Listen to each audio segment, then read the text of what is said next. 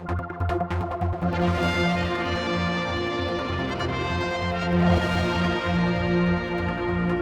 on to question 5, and I call on the Honourable Member for Council, Mrs Maska.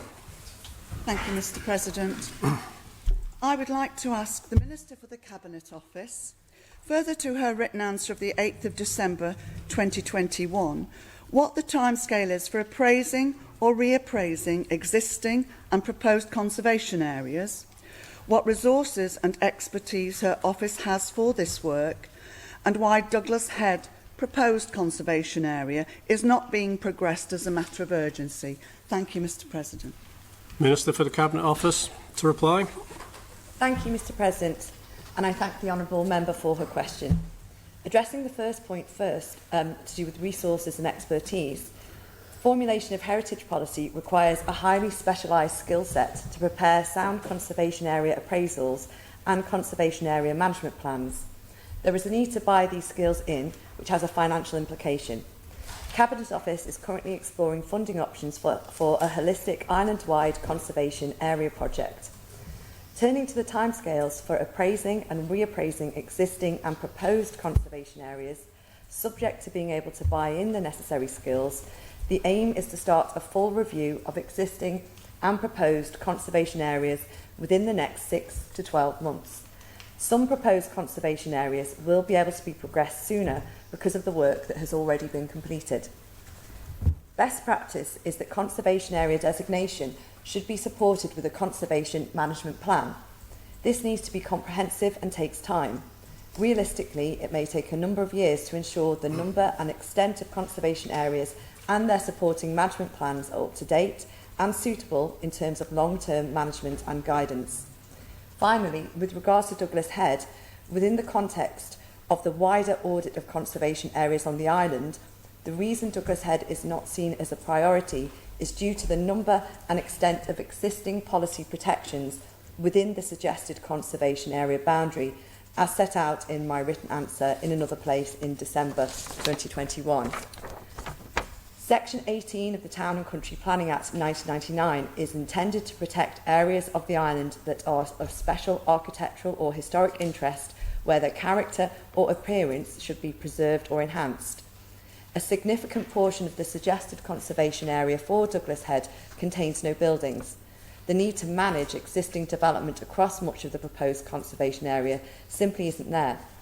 There are some buildings that fall within a small portion of the suggested conservation area that have heritage value. The merits of including them in a conservation area in the future will be examined as part of the conservation area review work now planned. In closing, I thank the Honourable Member for her interest in this and would extend an invitation to meet with the planning policy team to discuss the approach to conservation areas across the island as a whole. Supplementary, Mrs Maska. Thank you, Mr President. And I do thank the Minister for her full and helpful response. I would question not taking forward the Douglas Head Conservation Area in terms of the protection that it has at the moment. There are some registered buildings within the proposed area, but as properties are lost, the value of what remains becomes even more important, and that is a long and well accepted policy that has been applied in an island-wide basis and further afield. One question I would ask, that in the response to the consultation that took place on this important matter, the majority of responses, Mr President, were in favour of the designation, and I would ask the Minister on what weighting was given to that response, which included the statutory consultee, Manx National Heritage, who, on balance, came down in favour of designating at this time. Thank you, Mr President. Minister to reply. Thank you, Mr President. It's probably helpful to highlight that when we're talking about suggested conservation area boundaries in respect of Douglas Head, it's to do with a proposal that came forward to Cabinet Office, created from outside government, that Cabinet Office then took the decision some time ago to consult on. So I think that's a positive thing that's been taken into account. It's perhaps also helpful to explain that in considering this proposal, why the answer is as it is because of the existing protections in existence for Douglas Head, which I will outline in particular here. First of all, the existing restrictive planning policies don't support new development on much of Douglas Head, and the newly designated Marine Drive area of special scientific interest, which is quite recent in terms of, I think it's from September 2021, serves as an additional environmental constraint for new development. So that's one constraint already. And secondly, the Douglas Head Act in 2000 restricts the rights of both DOI and Douglas Borough Council in those areas of land delineated on the map associated with the Act. This includes much of the headland visible from Douglas Bay. Thirdly, there are existing restrictive protections, including registered building status that manages change to specific buildings of historic interest. And finally, the suggested boundary for the Douglas Head Conservation Area extends beyond the control of the Town and Country Planning Act 1999, and the legislative extent of the 1999 Act only extends to the mean low water mark. There are notable buildings that are registered within the proposed conservation area: the Camera Obscura, the Goldie Taubman Memorial, Harold Tower, Marine Drive Archway, Customs Machinery Building opposite Harbour Bridge, and the Douglas Head Hotel, the Trafalgar Hotel, and Ravenscliffe. I think it was felt that in the round, it's better to take a proper overall, well-informed assessment of the whole area, and also to be able to take account of other conservation areas on the island. And I just draw the attention back to the various and many protections that already serve to exist. So if there were to be any other proposals for that area, then clearly there are restrictions and policies already to be taken account of in that area. Thank you, Mr. President. Supplementary, Lauder. Good morning, Actuary. Can I welcome the review and the prioritisation process that the Cabinet Office is going to engage in over the next 6 to 12 months? And in doing that review, will the Minister end the charade that we currently have of legal weight being given to proposed conservation areas, tying up land and tying up buildings which have not been through this proper process, have not had the approval process, but have just been flagged as being proposed and then being stymied as a result of that, not having gone through that process? So would the Minister agree to sort of take that on as part of that review to make sure that this is effectively dealt with? Minister to reply.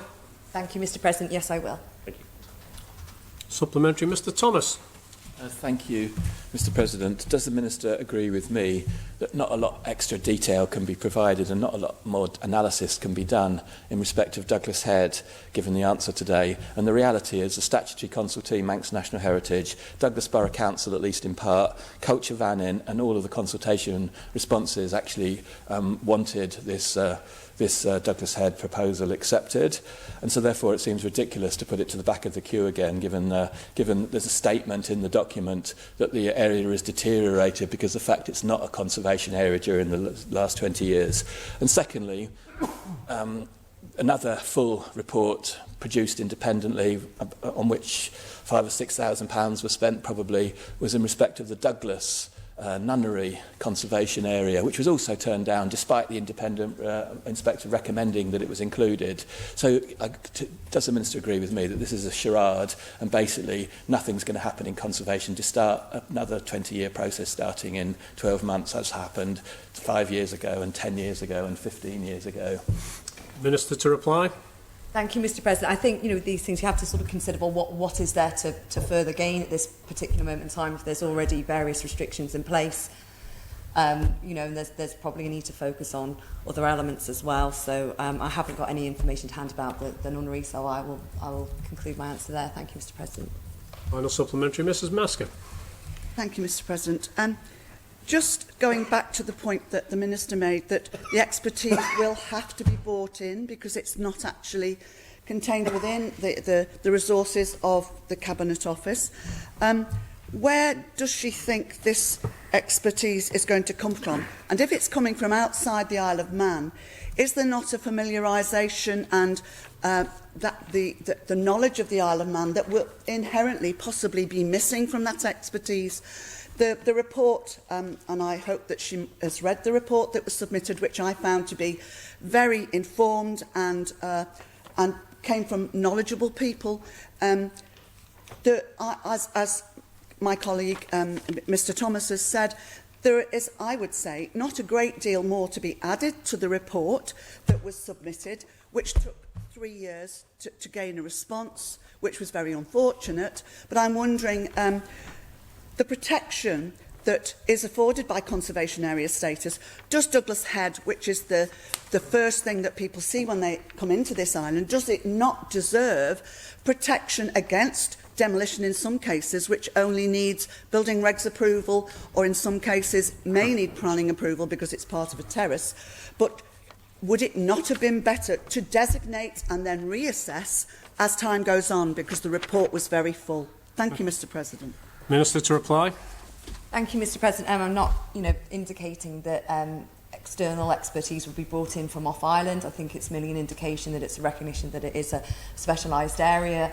And again, I'd probably say that because there are various restrictions in place already, anything would have to go through a planning application process that had regard to those constraints. And this is a broader piece of work that needs consideration. That it's appropriate at this time just to recognise that. And I would say that if there is a need to bring in expertise, then that needs to happen, but it would need proper consideration as to who would be appropriate for that. Thank you, Mr